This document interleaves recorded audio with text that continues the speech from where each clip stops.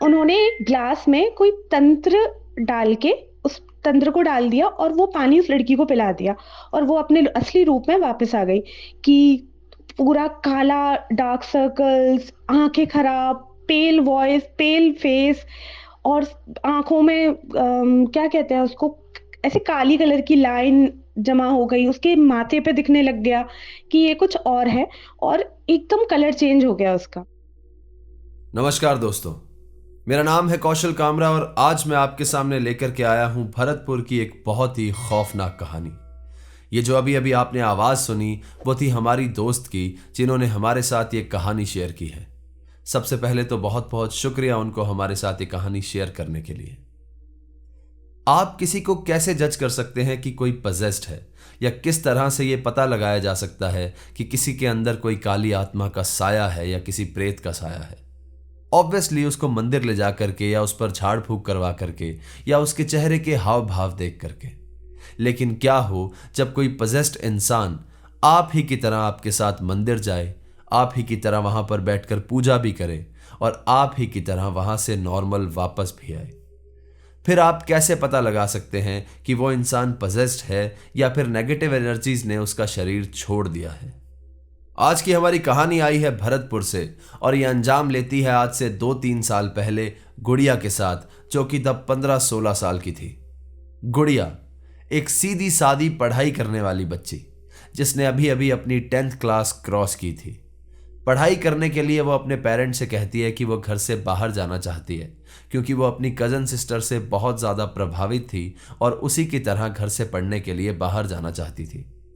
उसके पेरेंट्स ने उसे मना किया और उसे बाहर जाने के लिए रोक दिया, लेकिन किसी तरह से गुड़िया ने अपने घर पे जिद की कि वो पढ़ने के लिए बाहर जाना चाहती है। उसके पेरेंट्स ने उसे काफ़ी मना किया और उसे बाहर जाने के लिए रोका भी, लेकिन उसकी जिद के आगे किसी की भी नहीं चली और फाइनली घर में यह डिसीजन होता है कि उसे पढ़ने के लिए बाहर भेजा जाएगा। अब भरतपुर के जिस गांव की यह कहानी है, वहां पर पढ़ाई का बहुत ज़्यादा स्कोप नहीं था, तो फाइनली उसके पेरेंट्स ने उसकी बात मानी और वहां से आधा घंटा दूर पर एक शहर है, वहां पर पढ़ने के लिए उसे भेज दिया गया। स्टार्टिंग में जब वो वहां पर पहुंची तो उसने बहुत सारे पीजी देखे, लेकिन फिर वहां का खाना उसे समझ में नहीं आया। और फिर उसके पेरेंट्स ने बहुत सारे फ्लैट्स देखे, लेकिन फ्लैट में अभी इतनी छोटी बच्ची को वो छोड़ नहीं सकते थे। फाइनली ढूंढते ढूंढते उन्हें एक ऐसा घर मिलता है जहां पर नीचे लैंडलॉर्ड रहते हैं और ऊपर एक कमरा था जहां पर गुड़िया रह सकती थी। गुड़िया की मदर और फादर भी वो घर देखने के लिए साथ में गए थे। जब वो घर देखा तो उन लोगों को ये घर बहुत ज़्यादा पसंद आया, क्योंकि घर के साथ साथ वहाँ की जो लैंडलॉर्ड लेडी थी, उनका नेचर भी उन्हें बहुत ज़्यादा स्वीट लगा। वो लेडी भी गुड़िया को देखकर बहुत खुश हुई, क्योंकि उनकी खुद की कोई भी औलाद नहीं थी और उन्हें लगा कि उनके साथ रहने के लिए एक बच्चा आ गया है। उन्होंने उसके पेरेंट्स को आश्वासन भी दिया कि मैं इसका बहुत अच्छे से ख्याल रखूंगी, आप टेंशन फ्री होकर इसे मेरे पास छोड़ सकते हैं। फाइनली गुड़िया को भी वो जगह पसंद आई और वहां पर उसने रहना स्टार्ट किया। गुड़िया अभी पहली बार घर से बाहर आई थी और धीरे धीरे वो बाहर की चीज़ों को अडेप्ट करना शुरू कर रही थी। वो सुबह जल्दी उठती, अपने स्कूल जाती, आकर सारा दिन पढ़ाई करती रहती और बहुत हंसी खुशी वहां पर रह रही थी। सब कुछ एकदम नॉर्मल चल रहा था कि एक दिन गुड़िया अपने घर पे फ़ोन करती है और अपनी मदर से कहती है कि मम्मी मैं बहुत ज़्यादा परेशान हूँ, मेरा मन नहीं लग रहा, मुझे भूख नहीं लगती, प्लीज़ मुझे घर पे बुला लीजिए। गुड़िया के पेरेंट्स पढ़ाई के लिए बहुत ज़्यादा स्ट्रिक्ट थे और उसे भेजने से पहले ही उन लोगों ने ये बात उससे क्लियर की थी कि एक बार भेजने के बाद उन्हें कोई भी ऐसा नाटक नहीं चाहिए कि मैं पढ़ाई नहीं कर पा रही हूँ, मेरे मार्क्स इसलिए कम आए हैं या फिर कोई भी कारण। गुड़िया की इस बात को नज़रअंदाज करते हुए उन लोगों ने कहा कि शायद पहली बार वो घर से बाहर निकली है तो इसलिए उसे ऐसा फील हो रहा होगा और थोड़े समय में वो सही फील करने लगेगी। तो इसीलिए इस बात को सबने लाइटली लिया और गुड़िया को घर नहीं बुलाया गया। कुछ समय ऐसा ही चलता रहता है। गुड़िया फ़ोन करती है घर पे, मम्मी मेरा मन नहीं लग रहा, मैं परेशान हूँ, और उसके पेरेंट्स इस चीज़ को इसी तरह से नज़रअंदाज करते रहते हैं। फाइनली 6 महीने बाद मिड टर्म एग्ज़ाम ख़त्म होते हैं और गुड़िया की छुट्टियाँ चालू होती हैं। इन छुट्टियों में उसकी मदर गुड़िया से कहती है कि चल अब तू काफ़ी समय से दूर भी है हमसे और परेशान भी है, ऐसा कर तू छुट्टियों में घर पर आ जा। गुड़िया फाइनली अपना बैग पैक करती है और छुट्टियों में अपने घर चली जाती है। घर जाने के बाद उसकी मदर देखती है कि जिस हालात में उन्होंने गुड़िया को भेजा था उस हालात में वो वापस नहीं आई है। उसके चेहरे पर से रौनक एकदम खत्म हो चुकी थी। वो थोड़ी सी दुबली पतली हो गई थी और काफी ज्यादा हैरान परेशान लग रही थी। ऑब्वियसली एक छोटी सी बच्ची अगर घर से बाहर रहने लगेगी तो घर जैसा खाना नहीं मिलता है, और चेहरे से रौनक जाना और थोड़ी दुबली पतली हो जाना बहुत ज्यादा आम बात थी। अब गुड़िया के फादर करीब 2 बजे के आसपास उसे लेने के लिए गए थे और लौटते लौटते गुड़िया को शाम हो गई थी। शाम होते होते सब लोग घर पे आ गए थे। सब गुड़िया से मिले, बहुत अच्छे से बात की और सब लोग खाना वाना खा करके सोने चले गए। अगले दिन सुबह सुबह 6 बजे गुड़िया के फादर रोज की तरह उठते हैं अपनी मॉर्निंग वॉक पे जाने के लिए। वो जैसे ही गुड़िया के कमरे में जाते हैं तो देखते हैं कि गुड़िया भी जगी हुई है। वो उससे कहते हैं कि चल फिर, अगर तू जाग ही रही है तो मैं तुझे घुमा करके लेकर के आता हूँ। अपन एक मॉर्निंग वॉक करके आते हैं और आकर तू फिर से रेस्ट कर लेना। अंकल गुड़िया को लेकर के मॉर्निंग वॉक के लिए निकल जाते हैं। अब उस गांव में एक परिक्रमा मार्ग है जो काफी ज्यादा बड़ा है और उसके चारों ओर काफी सारे मंदिर बने हुए हैं। जैसे शनि महाराज का मंदिर है, बाके बिहारी जी का मंदिर है, हनुमान जी का मंदिर है, और इन्हीं सब मंदिरों के अराउंड वो परिक्रमा मार्ग घूमता है। घर से निकलते ही उसके फादर सब मंदिरों के दर्शन किया करते थे और उसी तरह वो गुड़िया को लेकर भी सब मंदिरों में जा रहे थे। पता नहीं क्यों, लेकिन गुड़िया काफी ज्यादा इरिटेटेड और चिड़चिड़ी सी लग रही थी। उसके फादर ने 1-2 बार ऑब्जर्व भी किया कि गुड़िया परेशान हो रही है, तो उन्होंने सोचा कि ज्यादा दूर नहीं जाते हैं, 1-2 आसपास के मंदिर हैं उनमें माथा टेक लेते हैं और फिर वापस आ जाएंगे। उसके फादर सबसे पहले शनि महाराज के मंदिर जाते हैं, वहां पर माथा टेक करके प्रसाद लेते हैं और फिर आगे चल देते हैं। फिर आता है बाके बिहारी जी का मंदिर, वहां पर भी ये लोग हाथ जोड़ते हैं, प्रसाद खाते हैं और फिर से आगे चल देते हैं। वो लोग घर के लिए लौटने ही वाले थे कि अंकल को दिखता है कि हनुमान जी का मंदिर भी आ ही गया है, तो यहाँ पर भी दर्शन कर लेते हैं और फिर आराम से घर पे चले जाएंगे। वो गुड़िया का हाथ पकड़ते हैं और हनुमान जी के मंदिर की ओर जाने लगते हैं। अब यहाँ पर कोई बहुत स्पेसिफिक रीजन नहीं था उसे हनुमान जी के मंदिर ले जाने का, लेकिन ये चीज उसकी लाइफ में टर्निंग पॉइंट की तरह आई। पता नहीं क्यों जैसे ही हनुमान जी का मंदिर आया, गुड़िया उस मंदिर के जस्ट बाहर खड़ी हो गई। अंदर जाने के लिए उसने एकदम साफ इनकार कर दिया था। जब उसके फादर ने उसे फोर्स किया तो उसके चेहरे की इरिटेशन और ज्यादा बढ़ने लगी और वो परेशान होने लगी। उसके फादर ने कहा कि ठीक है, तुझे नहीं जाना तू मत जा, मैं जल्दी से माथा टेक करके आता हूं और फिर हम घर पे चल लेंगे। अंकल अंदर जाते हैं, माथा टेकते हैं और प्रसाद लेते हैं। अब ये मंदिर ऐसा है कि वहां पर 2-3 सीढ़ियां हैं, वो सीढ़ियां चढ़ करके आप आराम से भगवान के दर्शन वहां पर कर सकते हो। गुड़िया जो है वो सीढ़ियों के जस्ट पहले खड़ी थी और मंदिर के अंदर नहीं जा रही थी। ये चीज मंदिर के पुजारी जी ने देखी कि सीढ़ियों के पास एक लड़की खड़ी है जो कि रो रही है और काफी ज्यादा परेशान लग रही है। उनके हाथ में एक झाड़ा था और बहुत कोइंसिडेंटली उन्होंने सोचा कि बच्ची परेशान है, शायद कहीं इसका पैर वैर पड़ गया होगा या कुछ भी होगा, तबीयत खराब हो सकती है, तो मैं इसको झाड़ा लगा देता हूं। वो अपने हाथ में उस झाड़े को लेकर के गुड़िया की ओर बढ़े और जा करके उसको झाड़ा लगाया। जब तक झाड़ा लगाने की बात थी सब कुछ एकदम नॉर्मल था, लेकिन जब पंडित जी भभूत लेकर के उसकी ओर बढ़े और उसका टीका उसे करने लगे तो उसने पंडित जी के हाथ को दूर फेंक दिया। उसने बहुत जोर से पंडित जी के हाथ को धक्का दिया और वहां से दूर हो गई और बहुत जोर जोर से रोने लगी। अब वो इतनी जोर से रो रही थी कि पूरे मंदिर को उसके रोने की आवाज सुनाई दे रही थी। बिना किसी कारण गुड़िया वहां पर खड़ी होकर के जोर जोर से रो रही थी और इसका कारण कोई नहीं जानता था। लेकिन पंडित जी इस बात को बहुत अच्छे से समझ चुके थे कि गुड़िया के साथ कुछ ना कुछ प्रॉब्लम है। उन्होंने उसके फादर से कहा कि आपकी बेटी के साथ कोई प्रॉब्लम है, आप इसे एक बार महाराज जी को दिखा लीजिए और उनसे एक बार झाड़ा वगैरह लगवा लीजिए, क्योंकि शायद हो सकता है बच्चों का कभी कभी कहीं पैर पड़ जाता है, बहुत आम बात है पैर पड़ जाना कहीं पे, तो बच्चों की उस वजह से तबीयत भी खराब हो जाती है या फिर वो चिड़चिड़े रहने लगते हैं। महाराज जी उस गांव में एक बहुत बड़े तांत्रिक थे जो देवी माता के भक्त थे और उन्होंने उनकी सिद्धि प्राप्त की थी। इस गांव में जितने भी लोगों के साथ ऐसी कोई प्रॉब्लम्स होती थी वो सब लोग महाराज जी के पास जाते थे। ये बात सुन करके उसके फादर को थोड़ी सी टेंशन हुई और वो गुड़िया को लेकर के घर चले गए। घर जाकर उन्होंने अपनी वाइफ से ये चीज़ डिस्कस की कि पंडित जी कह रहे थे कि शायद इसका कहीं पैर पड़ गया है या हो सकता है कुछ प्रॉब्लम हो, एक बार इसे महाराज जी को दिखा लो। उसी दिन शाम में वो गुड़िया को लेकर के महाराज जी के पास पहुंचते हैं। महाराज जी जैसे ही गुड़िया को देखते हैं वो गुड़िया से बैठने के लिए कहते हैं और अपना तंत्र मंत्र तैयार करने लगते हैं। थोड़ी देर बाद जब वो अपनी सब चीज़ें तैयार कर लेते हैं और कुछ मंत्र वगैरह पढ़ने लगते हैं तो वहाँ पर एक ऐसी चीज़ होती है जिससे उसके फादर महाराज जी खुद बहुत ज़्यादा हैरान हो जाते हैं। उन्हें अभी तक लग रहा था कि गुड़िया का शायद कहीं पैर पड़ गया है या उसकी तबीयत बहुत नॉर्मली ख़राब है, लेकिन अचानक से गुड़िया के अंदर से एक आदमी की आवाज़ आती है और वो महाराज जी से बहुत गुस्से में कहता है कि कौन है तू, तू होता कौन है मुझसे ये सब पूछने वाला, और उल्टा महाराज जी की पोल खोलना शुरू कर देता है। वो महाराज जी से कहता है कि मैं जानता हूं तेरा कितनी औरतों के साथ चक्कर है, मुझे पता है तूने कितने लोगों की जमीन हड़प रखी है। ये सब सुनने के बाद महाराज जी चौंक जाते हैं, लेकिन इस पे कुछ भी रिएक्ट नहीं करते और वो अपनी पूजा और तंत्र मंत्र की चीजें और ज्यादा स्पीड से करने लगते हैं। इसी सब के बाद वो उससे कहते हैं कि कौन है तू, बता कहां से आया है और क्यों इसके पीछे पड़ा है।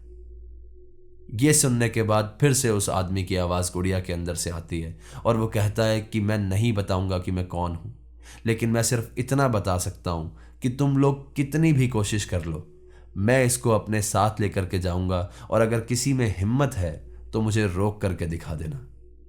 ये सुनने के बाद गुड़िया के फादर और ज्यादा डर जाते हैं और महाराज जी अपनी तंत्र मंत्र की विद्याओं से उस पर गुस्सा करने लगते हैं और कहते हैं कि निकल इसके शरीर से, अभी के अभी इसके शरीर को छोड़, वरना मैं तुझे छोड़ूंगा नहीं।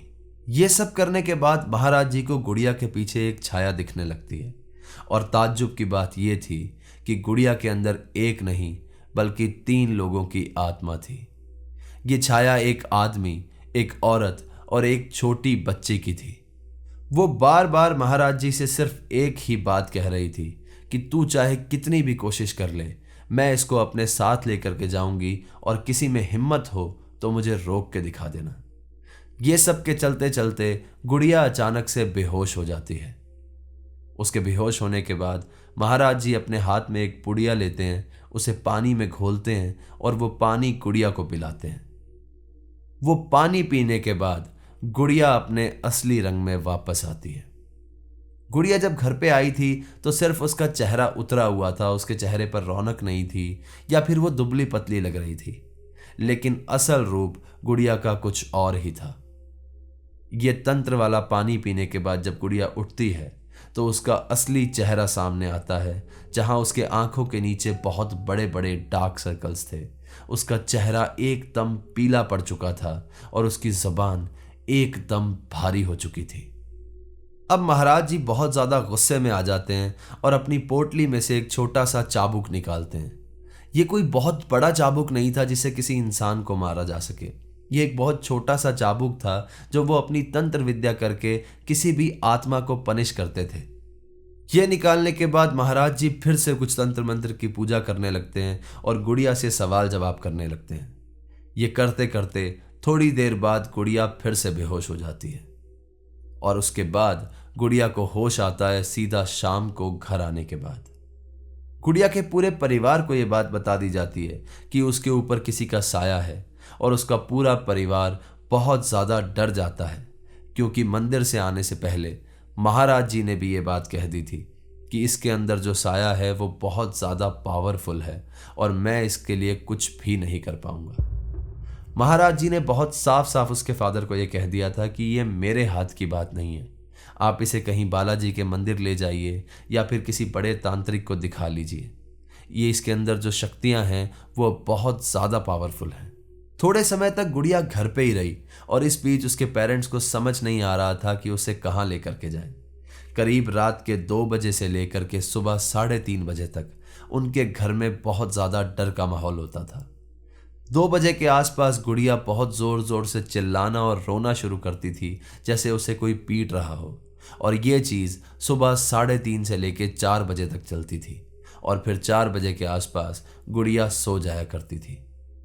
गुड़िया बहुत ज़्यादा चिड़चिड़ी रहने लगी थी, बहुत ज़्यादा गुस्से में रहने लगी थी। वो खाना बहुत ज़्यादा खाती थी, पानी बहुत ज़्यादा पीती थी। 4 लोगों की डाइट के बराबर वो अकेली खाना खाया करती थी। और जब वो पानी पीने लगती थी तो पूरा पूरा जग भर के अकेली पानी पी जाया करती थी।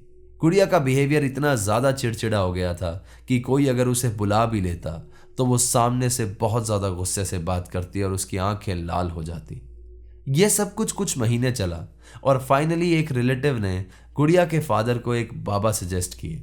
उस रिलेटिव ने बताया कि फतेहपुर सिकरी के आसपास एक मुस्लिम बाबा हैं जो एक कुटिया बना करके रहते हैं और इसी तरह से लोगों को भूत प्रेत से निजात दिलाते हैं। उसके फादर बिना किसी देरी के अगले दिन उस बाबा के पास पहुंचते हैं और गुड़िया को जाकर के दिखाते हैं। जब वो बाबा गुड़िया से मिलते हैं तो वो देखते हैं कि यार इसके गण भी बहुत ज़्यादा कमज़ोर नहीं है और लड़की भी ठीक ठाक है, घर में आपके मंदिर भी है, फिर ये कैसे पॉसिबल है कि इसकी हालत इतनी ज़्यादा ख़राब है। उन बाबा के यहाँ इलाज चलते चलते थोड़े समय में ही गुड़िया बहुत ज़्यादा शांत हो गई थी। उसका बिहेवियर भी ठीक होने लगा था और अब सबको लग रहा था कि गुड़िया ठीक हो गई है। उन बाबा ने भी अपने हिसाब से गुड़िया को एकदम ठीक कर दिया था और घर जाने के लिए कह दिया था। जब गुड़िया को वो लोग घर लेकर के आए तो थोड़े समय बाद एक बालाजी का मंदिर है, वहां पर भी गुड़िया को लेकर के गए। वहां जाने के बाद गुड़िया बहुत नॉर्मली गई, जैसे कुछ भी उसके साथ गलत नहीं हुआ है या वो पजेस नहीं है। बहुत आराम से वो मंदिर में गई, उसने टीका लगाया, विभूत लगवाई, झाड़ा लगवाया, बल्कि वहां का प्रसाद भी खाया और बहुत आराम से फिर से घर पर आई। अब सबको लगने लगा था कि गुड़िया एकदम ठीक हो गई है और अब उसके साथ कोई भी प्रॉब्लम नहीं है। काफ़ी समय से उसकी पढ़ाई भी कॉम्प्रोमाइज़ हो रही थी, तो गुड़िया के पेरेंट्स ने फिर से उसको वहाँ पर पढ़ने के लिए भेज दिया जहाँ पर वो गई थी। वहाँ जाने के बाद गुड़िया के साथ ये चीज़ें फिर से होने लगी। उसने 1-2 बार अपने घर पे फ़ोन करके भी बताया कि उसकी तबीयत ठीक नहीं है या उसे अच्छा महसूस नहीं हो रहा है, लेकिन क्योंकि उसकी पढ़ाई काफ़ी समय से कॉम्प्रोमाइज़ हो रही थी तो उसके पेरेंट्स ने एक बार इस चीज़ को लाइटली लिया। थोड़े समय बाद पता चलता है कि गुड़िया का स्कूल जाना एकदम बंद हो गया है। उसने अपने वहाँ पीजी के कमरे में एक कोना पकड़ लिया है जहाँ पर बैठकर वो सारी सारी रात सिर्फ रोती रहती है। उसने अपने घर पे फ़ोन करना भी छोड़ दिया था। ना वो खाना खाती, ना स्कूल जाती, ना किसी से बात करती, सिर्फ अपने उस कमरे के एक कोने में बैठी रहती और रोती रहती थी। उसके पेरेंट्स को जब ये बात पता चली तो उन्होंने सोचा कि एक बार गुड़िया को विजिट कर लेना चाहिए। उसके फादर जब उससे मिलने के लिए पहुंचे तो उनके होश उड़ गए। गुड़िया की हालत फिर से वैसी हो रखी थी। उसकी आंखों के नीचे काले गड्ढे थे, उसके शरीर का रंग उड़ा हुआ था और वो बहुत ज्यादा दुबली पतली हो गई थी। बिना किसी देरी के उसके फादर ने उसे लिया और तुरंत लेकर के फिर से उस बाबा के पास पहुंचे। वहां पहुंचने के बाद पता चलता है कि गुड़िया फिर से पजेस हो गई है। ये कैसे पॉसिबल था? उन्होंने सब चीजें चेक की थी। उन्होंने कहा कि गुड़िया के गण भी नॉर्मल हैं, घर में आपके मंदिर भी है, तो ये पॉसिबल ही नहीं है कि गुड़िया फिर से पजेस हो जाए। उन्हें कुछ भी समझ नहीं आया और उन्होंने फिर से गुड़िया का इलाज चालू किया। उन बाबा ने गुड़िया को एक तेल दिया जो उसे दिन में एक बार लगाना था और उसकी मदर को एक नमक दिया जो गुड़िया के खाने में डलना था। काफी समय तक गुड़िया की वही डाइट चली और गुड़िया वही तेल लगाती रही, लेकिन बीच बीच में गुड़िया के साथ ये प्रॉब्लम्स बहुत ज़्यादा बढ़ जाती थी। गुड़िया फिर से बहुत ज़ोर ज़ोर से रोती। 2 बजे से लेकर सुबह 3:30 बजे तक वो बहुत ज़ोर ज़ोर से चिल्लाती और अब वो अपनी मदर से कहने लगी थी कि मम्मा मुझे बचाओ, ये मेरे संग गलत काम करता है, ये मेरे साथ बहुत बुरी बुरी चीज़ें कर रहा है, मेरे साथ बुरे काम करता है, मुझे मारता है, मुझे पीटता है, मम्मा प्लीज़ मुझे बचा लो। थोड़े समय में ये चीज़ें यूज़ करते करते गुड़िया एकदम नॉर्मल हो गई थी और अब फिर से उसे बालाजी के मंदिर ले जाया जाता है जहाँ पर वो फिर से बहुत आराम से जाती है और ऐसा रिएक्ट करती है कि जैसे उसके साथ कुछ गलत हुआ ही नहीं है। इसी के चलते गुड़िया के एग्ज़ाम आते हैं और उसे फिर से वहीं पर पढ़ने के लिए भेज दिया जाता है। उसके पेरेंट्स को लगता है कि 15 दिन 20 दिन बाद एग्ज़ाम है, सिर्फ एक बार एक एग्ज़ाम हो जाए उसके बाद वो परमानेंटली गुड़िया को घर पर ले आएंगे ताकि एटलीस्ट उसका साल खराब नहीं हो। गुड़िया फिर से वहां पर चली जाती है और फिर से उसके साथ वही सब चीजें होने लगती हैं। अब गुड़िया के पेरेंट्स परेशान हो गए थे और उन्हें समझ नहीं आ रहा था कि जब जब ये वहां पर जाती है तब तब ये चीजें इसके साथ वापस कैसे हो जाती हैं। उन्होंने फाइनली डिसाइड किया कि भाड़ में जाएं इसके एग्ज़ाम्स, 1 साल बर्बाद होता है तो कोई बात नहीं, गुड़िया की लाइफ बहुत ज़्यादा ज़रूरी है। वो लोग निकलते हैं घर से और गुड़िया को लेने के लिए पहुंचते हैं। उस घर में पहुंचते ही वो बाहर लैंडलॉर्ड आंटी के साथ बैठ जाते हैं और बातें करने लगते हैं और गुड़िया से कहते हैं कि तू तेरा सामान पैक कर और लेकर के बाहर आ जा। उस समय गुड़िया का एक फ्रेंड भी साथ में था जो बाहर अंकल के साथ ही बैठा हुआ था और गुड़िया अंदर अपने कमरे में सामान पैक कर रही थी। उस दिन जब गुड़िया को वो जगह छोड़ करके जानी थी, गुड़िया उस कमरे से बाहर ही नहीं निकल पा रही थी। जितनी बार भी उसने कमरे से बाहर निकलने की कोशिश की, वो चक्कर खा करके वहीं गिर जाती। गुड़िया अब अपने हाथ में एक चाकू रखने लगी थी क्योंकि उसे चीजें महसूस होने लगी थी, अपने आसपास चीजें दिखने लगी थी और वो पागलों की तरह उस चाकू से उस चीज को मारने की कोशिश करती थी। जिस दिन वो निकल के घर से बाहर भी आ रही थी, उसके फादर उसे लेने आए थे। उस दिन वाइट साड़ी पहने हुए एक औरत उसके सामने से बहुत जोर से निकलती है और उसे मारने के लिए गुड़िया फिर से चाकू घुमाती है, जिसमें शायद गुड़िया को खुद को भी चोट लग सकती थी। उसे देख करके वो बहुत जोर से चिल्लाती है और फिर से बेहोश हो जाती है और कोइंसिडेंटली वहां पर उसके फादर जो बैठे थे, उन्होंने ये आवाज सुन ली थी। वो भाग करके गुड़िया के रूम में पहुंचते हैं और देखते हैं कि गुड़िया बेहोश पड़ी है। उन्होंने गुड़िया को उठाया और उसके दोस्त से कहा कि ये सारा सामान लेकर के नीचे आ जाएं। गुड़िया को लेकर के वो फिर से घर पहुंचते हैं और उसी बाबा जी के पास वापस जाते हैं। इस बार वो बाबा जी भी बहुत ज्यादा परेशान हो गए थे कि 2 बार ठीक करने के बाद ये कैसे पॉसिबल है कि गुड़िया फिर से पजेस हो गई हो। वो बाबा जी उस पर बैठकर एक पूजा करने लगे और वहां पर वो प्रेत आत्माएं फिर से आ गई। उनके पूछने पर भी उन्होंने यही बोला कि जिसमें जितनी हिम्मत हो लगा ले, मैं इस लड़की को साथ लेकर के जाऊंगा और अमावस की रात मैं इसे लेकर चला ही जाऊंगा। गुड़िया का फिर से इलाज चलने लगा। इस बार बाबा जी ने गुड़िया को एक माला दी, एक तेल दिया जो उसे 24 घंटे अपने सिर पर लगाए रखना था। जब वो अपने बाल धोती तो उसके जस्ट बाद वो तेल फिर से उसे लगा के रखना था। उन्होंने फिर से वो नमक उसकी मदर को दिया जो उसके खाने में डलना था। गुड़िया का इलाज चलने लगा और धीरे धीरे गुड़िया ठीक होने लगी। जैसे जैसे वो प्रेत आत्माएं कमजोर हुई, उन्होंने ये बात निकालने की कोशिश की कि गुड़िया बार बार पजेस कैसे हो रही थी। तो ये बात निकल करके सामने आई कि वो आंटी जो रोज गुड़िया को रात में रसगुल्ले या खीर खिलाया करती थी, उन्होंने ही इन प्रेत आत्माओं को गुड़िया के पीछे लगाया था। दरअसल काफी समय पहले उनके बेटे की डेथ हो गई थी और उसकी प्रेत आत्मा इनके पूरे परिवार को परेशान कर रही थी। उस प्रेत आत्मा से बचने के लिए उस औरत ने गुड़िया के पीछे उस प्रेत आत्मा को लगा दिया था। ये बात सुनकर के उसके पेरेंट्स काफी ज्यादा हैरान भी हुए क्योंकि वो आंटी जिनका नेचर इतना ज्यादा प्यारा था, जो गुड़िया को अपने बच्चों जैसे प्यार करती थी, उन्होंने गुड़िया के साथ ऐसा किया था। लेकिन अभी भी गुड़िया को वो प्रेत आत्माएं छोड़ करके नहीं गई थी, वो सिर्फ कमजोर हुई थी। बाबा जानते थे कि अमावस के दिन वो अपनी पूरी ताकत लगाएंगी गुड़िया को साथ ले जाने के लिए। तो अमावस के दिन बाबा गुड़िया और उसके पेरेंट्स को अपनी कुटिया में रहने के लिए बुलाते थे ताकि उनकी पूजा की देखरेख में गुड़िया के साथ कुछ भी गलत ना हो। काफी समय तक गुड़िया का इलाज चलता रहा। वो तेल उसे लगाकर रखना पड़ता, उसी नमक की वो रोटी खाती और वो माला पहने रखनी पड़ती। अमावस के दिन वो बाबा की कुटिया में रुका करती अपने पेरेंट्स के साथ और थोड़े समय बाद वो प्रेत आत्माएं उसकी बॉडी को छोड़ करके चली गई। लेकिन जाते जाते वो उसकी बॉडी पर एक निशान भी छोड़ गई। थोड़े समय बाद गुड़िया को अपने शरीर से एक एनर्जी निकलती हुई महसूस हुई जो उसकी फ्रंट से लेकर के उसके बैक से छेद करते हुए और खून निकालते हुए बाहर निकली। आज भी उसकी चेस्ट और बैक के पैरेलल में दोनों जगह पे एक स्टार का निशान है जो उसके शरीर में मौजूद है। इस बात को 2-3 साल बीत गए हैं, लेकिन आज भी गुड़िया बहुत ज्यादा डरी हुई रहती है और उसकी सेहत बहुत ज्यादा नासाज रहती है।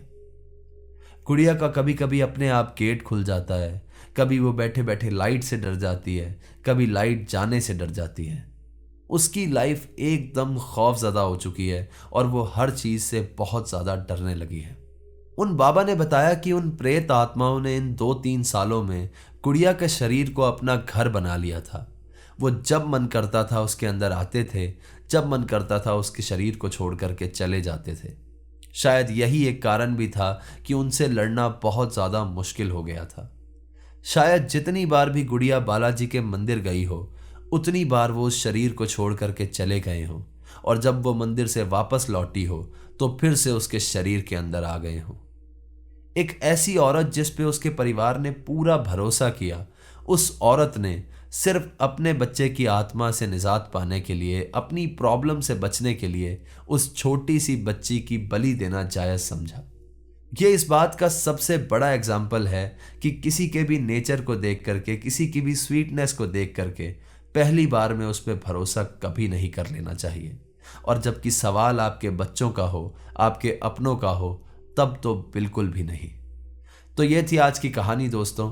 कहानी आपको कैसे लगी मुझे कमेंट्स के ज़रिए ज़रूर बताइएगा, और अगर आपको पसंद आई हो तो इसे लाइक कर दीजिएगा, अपने कमज़ोर दिल वाले दोस्तों के साथ शेयर कर दीजिएगा।